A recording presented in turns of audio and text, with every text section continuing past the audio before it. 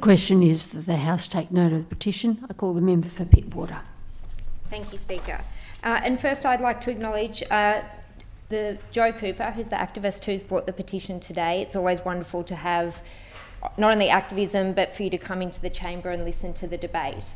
And also the member for North Shore for sponsoring the petition.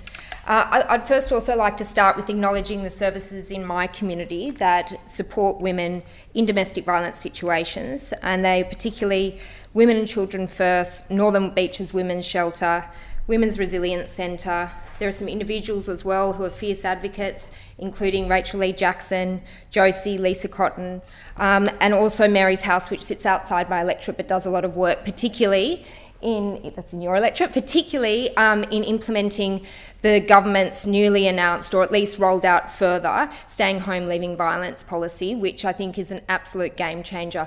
I know in my electorate there's a perception, particularly because of our socioeconomic background, that people have the freedom to leave domestic violence situations, and often, particularly if there's financial control or coercive control, that's just not feasible, particularly if you want to stay in the same area, continue to send your children to the same school.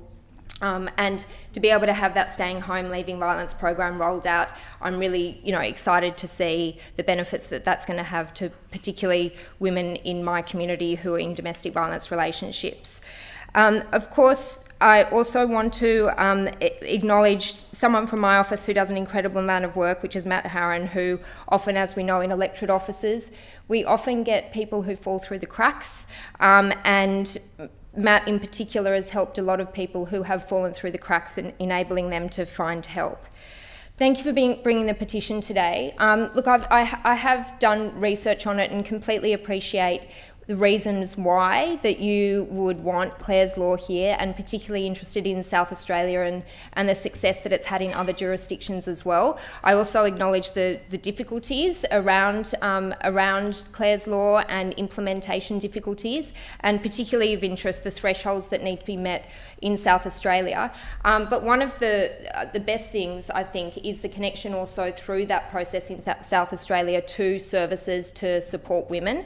So for that reason alone, it's incredibly beneficial to be able to empower someone to be able to make the decision to be connected to domestic violence services. And also, the premise, there is a lot of complexity, but we're starting the debate off today, and as both the member for North Shore has said, and the New South Wales government, that while there are not finalised policy positions today, we're starting the debate today, which is incredible. And so although there is complexity, starting from that first premise, which is prevention is better than cure, and I know that the government does have an amazing Pathways to Prevention strategy 2024 to 2028. I note that it's not scoped in that, but at the same time there is the primary policy pillar, which is prevention, and we know we need to do more for prevention and empowering women as well. Also, I'm just conscious of what a scourge domestic violence is on our society, and that's not only the women and children and sometimes men that it impacts, but also the resource strain on our police services as well. There are some statistics that are up to 40% of the police force are working to enforce laws or to attend domestic violence incidents.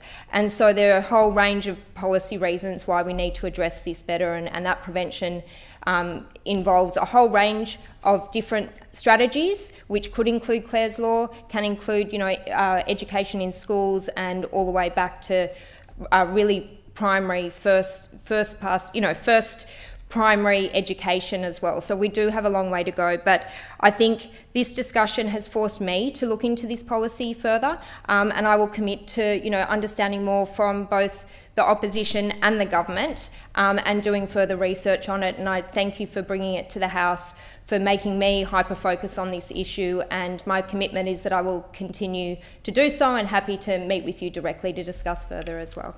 Thank you.